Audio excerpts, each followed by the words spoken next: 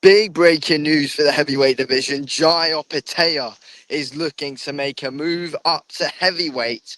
Absolutely huge stuff, to be honest. Huge news. And the possible opponent for his first fight at heavyweight, for his heavyweight debut, is Derek Chisora. I feel like he's very interesting for both guys. And look, it looks like Zerdo is the guy who is holding everything up for a unification fight, with injuries or just a lot going on. So I feel like instead of Jai Opetaia wasting his career fighting mandatories who don't even deserve to fight him, it's just a waste of time for him. So I feel like, he'd be doing the right thing moving up to light heavyweight. I know, there was a bit of teasing with a possible Dimitri Bivol fight for Jai. But I think what's best for Jai's legacy, what's best for his future, is probably a move up to heavyweight. And heavyweight wise as well, I think it's interesting because it is clear to see he is a very skilled southpaw. And I think his very good traits to be a lot more skilled than a lot of these heavyweights are. And, if he was to, for example, stay at cruiserweight and like fight Bivol there, that could be more difficult for Jai Opetaia than fighting someone like Derek Chisora because it's skill versus skill.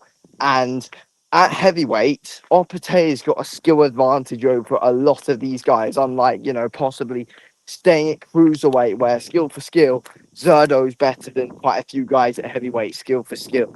So, and that makes it, be harder for Jai Opetaia.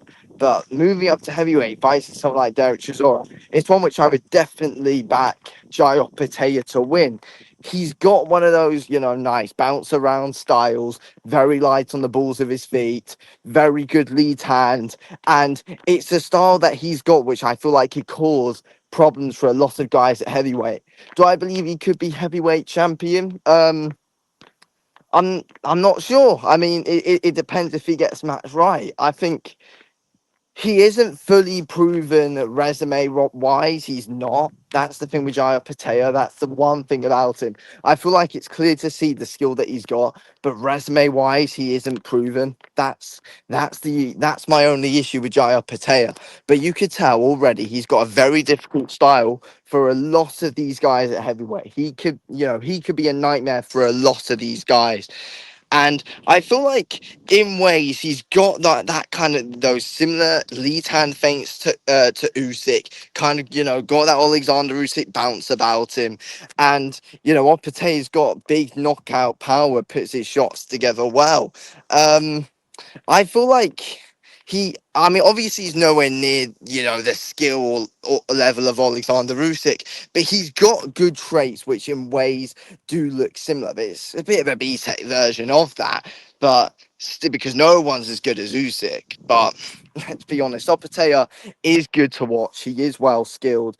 But it does depend on, like, can he be roughed up? How does he go in the deep waters? Because he does tire late on against a lot of these guys, and how would he be able to deal with the power? Because as I said, resume wise, he's not fully proven. But yeah, Derek Chisora looks to be the fight for him at heavyweight first, and that is one which I would definitely back Jai Opetaia to win. And again, I think there's many names up at heavyweight that Opetaia gets matched with and beats. I feel like a Lawrence Okoli fight could be good for Jai Opetaia, and I would definitely back Jai Opetaia to win that fight. Definitely, I would. And possibly, you never know, a good fight that could happen down the line is Moses Atama versus Jai Opetaia. That could be a very good fight because I feel like Jai Opetaia has got a style which could be very difficult for Moses Atama. And again, there are traits there which him and Moses Atama have very similar to each other. Again, southpaws, good lead hands, a good bounce, good lead hand feints, very good at dictating a fight with lead hands. You know, it's a very good, well-skilled matchup, to be fair. But again, that's just what I don't trust for Jai Opetaia.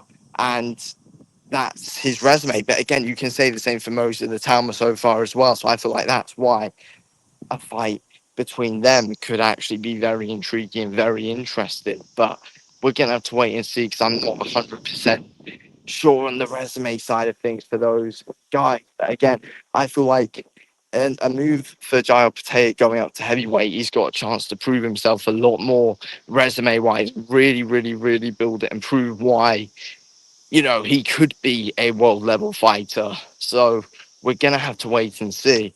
But I feel, I mean, well, no, he's already a world level fighter. But I mean, heavyweight wise, really proving himself and really starting to build a legacy. And I feel like he can do that at heavyweight more than he's gonna be able to. That more than now he's gonna be able to do it cruiserweight. I feel like a win over Derek Chisora for Giants would get him started at heavyweight would be huge. I feel like then going on fighting a possible guy like Lawrence Okoli, then possibly going on fighting someone like a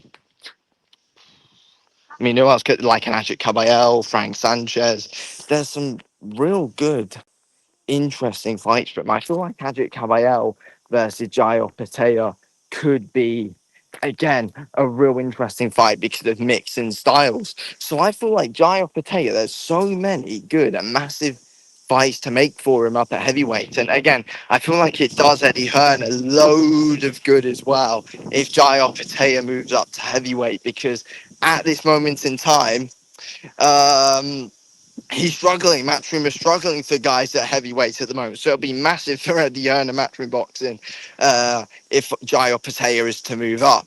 So, yeah, I do have faith that Opetaia can definitely perform up at heavyweight because I believe that he's a lot more skilled than a lot of these guys. But again, we still need to wait and see with him because it's only the resume which I have a question, which I question him on. He's got world level skill without a shadow of a doubt, but he's not got a world class or elite resume right now. But and he's not going to be able to build that at cruiserweight, in my opinion. He's got to move up to heavyweight to do that. So I believe he's definitely making the right decision here. And he would definitely be a very exciting addition to the heavyweight division. So, yeah, let's wait and see what happens now. Anyway, thank you for watching.